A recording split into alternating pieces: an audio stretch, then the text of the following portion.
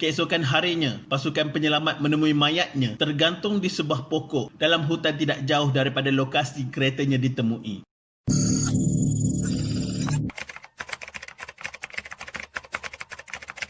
Rata-rata daripada anak muda sekarang pastinya tidak pernah mendengar mengenai Ma'ruf Zakaria. Walau bagaimanapun, jasanya terhadap orang Melayu sangat tinggi. Bagi yang tidak tahu, beliaulah individu yang menubuhkan Malay National Bank atau Bank Kebangsaan Melayu. Berasal daripada Seri Menanti, Negeri Sembilan, beliau pernah menjadi seorang peguam. Beliau boleh dianggap sebagai seorang elit Melayu dan mendapat pendidikan Inggeris. Ketika mana nasionalis Melayu ketika itu berjuang mendapatkan kemerdekaan, beliau memperjuangkan nasib orang Melayu pada ketika itu dengan cara yang sangat berbeza. Sebelum kemerdekaan Malaysia, hanya terdapat dua bank yang beroperasi di tanah Melayu. Kedua bank tersebut adalah The Chartered Bank dan OCBC. Walau bagaimanapun, kedua-dua bank ini bertindak menindas orang Melayu dengan menetapkan polisi tidak memberikan sebarang bentuk pinjaman keuangan kepada orang Melayu pada ketika itu. Bagi orang Melayu yang perlu membuat pinjaman bagi tujuan perniagaan dan pelbagai tujuan lain, mereka terpaksa membuat pinjaman daripada ceti-ceti peminjam wang yang tentunya mengenakan kadar faedah atau bunga yang tinggi dan berat sebelah.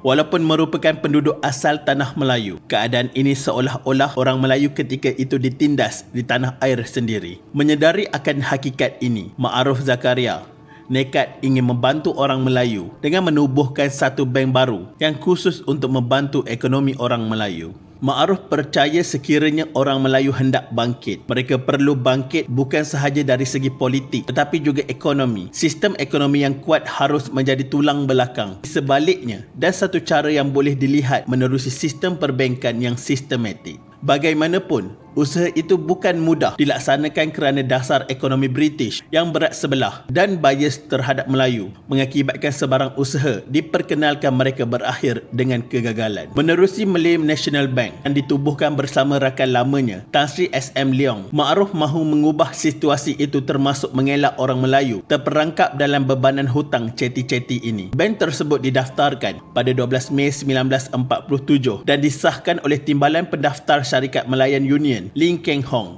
Bangunan pertama bank ini dikatakan terletak di alamat nombor 63, Klein Street. Walau bagaimanapun nama jalan itu kini sudah ditukar pada Jalan Hang Lekiu yang terletak di Ibu Negara. Bank ini kemudian berkembang dengan membuka 6 buah cawangan lain di Muar, Kuala Pilah, Raub, Temerloh, Kemaman dan Rembau. Meskipun Ma'ruf hanya memegang jawatan pengarah urusan kanan hampir 7 bulan, beliau berjaya mengumpul kira-kira 10 pemegang saham utama yang menggerakkan modal bank ini, di mana kesemua mereka terdiri daripada peniaga dan golongan elit Melayu. Pembukaan bank pertama bagi orang Melayu ini sememangnya tidak mudah dan mendapat tentangan beberapa pihak dengan usahanya ini. 3 bulan sebelum bank ini didaftarkan, terdapat cubaan untuk membunuh Ma'ruf di rumah milik keluarganya di Taman Seputih Jalan Kelang Lama. Kisah ini diceritakan sendiri oleh anaknya, Datuk Mustafa Ma'ruf. Kawasan rumah mereka merupakan sebuah dusun berkeluasan 0.8 hektar dan terdapat 2 unit rumah satu tingkat di kawasan itu, iaitu 1 unit di atas bukit dan 1 unit lagi di lereng bukit. Ketika Datuk Mustafa Ma'ruf sedang mengecat rumahnya ketika itu, mereka telah didatangi 3 orang yang melepaskan beberapa tembakan ke arah mereka.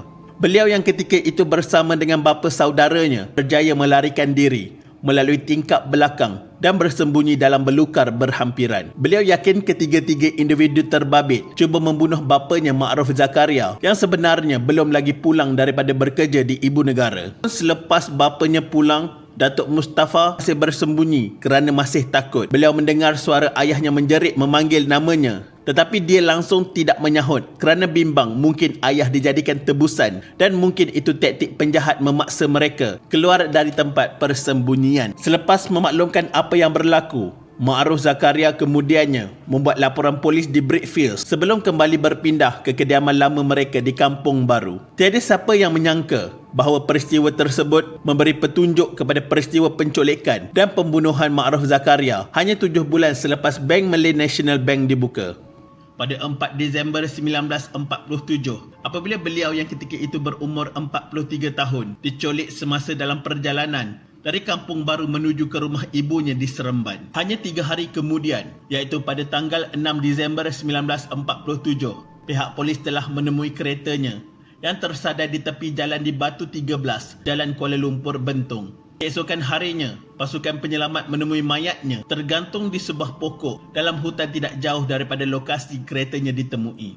Semasa ditemui, mangsa masih memakai seluar kaki, sementara jam tangannya dipercayai jenama Rolex dan pakaian tidak dicuri. Tetapi kehilangan tayar belakang dan tayar simpanan kereta milik beliau menimbulkan tanda tanya kepada pihak berkuasa. Selain itu, pihak berkuasa juga merasa pelik bagaimana kereta Ma'ruf boleh berada di Bentong.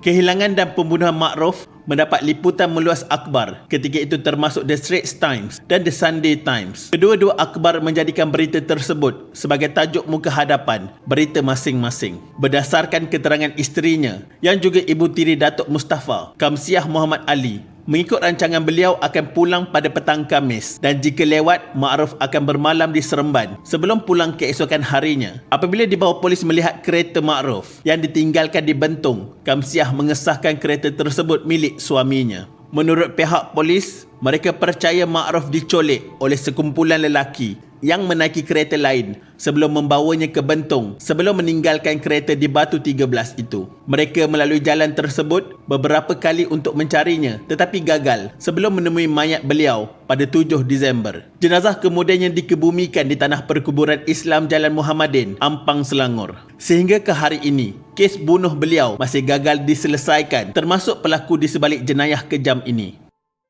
Walau bagaimanapun, ramai pihak yang beranggapan ianya merupakan sebahagian komplot untuk menggagalkan penubuhan bank pertama untuk orang Melayu dan menghalang kebangkitan ekonomi orang Melayu yang diperjuangkannya. Teori ini disokong dengan cubaan membunuhnya beberapa bulan sebelum itu di kawasan rumah barunya. Selepas peristiwa hitam ini, Malay National Bank telah diambil alih oleh anak saudaranya Mustafa Muhammad Yusof. Beliau bersama beberapa individu yang selama ini memperjuangkan penubuhan bank tersebut seperti Yahya Muhammad, Muhammad Saleh Muhammad Yusof dan Kamsiah Ma'ruf telah bertungkus lumus memajukan bank itu. Bank ini juga tidak begitu lama. Akibat kekurangan modal, bank ini terpaksa juga ditutup akhirnya. Walaupun demikian, Mustafa iaitu anak Ma'ruf cuba untuk menyelesaikan kes pembunuhan ayahnya ini. Beliau percaya bahawa kematian bapanya harus dibela dan pihak yang bertanggungjawab diadili sekaligus membersihkan nama tokoh Melayu itu kerana ada tuduhan liar mengatakan beliau membunuh diri. Beberapa fail dan rekod lama berjaya dikumpul, termasuk daripada Arkib Negara. Mustafa pernah meluahkan rasa hatinya mahu melantik peguam berwibawa untuk menyemak dan mengkaji semula kes itu, tetapi menghadapi kekangan keuangan dan kes itu dilihat agak rumit kerana berlaku sebelum zaman merdeka. Bahkan cubaan untuk mendapatkan rekod lama di Balai Polis Bentong juga gagal kerana dimaklumkan fail lama yang disimpan di dalam stor musnah selepas 2 kali terbakar. Satu legasi Ma'ruf yang masih bertahan sehingga hari ini ialah sebatang jalan di Kuala Lumpur yang dinamakan sepena namanya. Sepena bulan kemerdekaan ini, mungkin sudah tiba masanya fail kes dibuka semula dan disiasat dengan penuh teliti. Ini bukan sekadar mendapatkan keadilan bagi waris-waris keluarga Ma'ruf, tetapi juga sebagai batu asas kepada satu kisah seorang pelopor ekonomi pertama Melayu mahukan kehebatan bangsanya dikembalikan melalui ekonomi. Nama Ma'ruf Zakaria seharusnya menjadi inspirasi penggiat ekonomi Bumiputera dan Islam. Al-Fatihah untuk Ma'ruf Zakaria. Moga beliau ditempatkan dalam kalangan orang-orang yang beriman. Amin amin ya rabbal alamin. Sekian, terima kasih.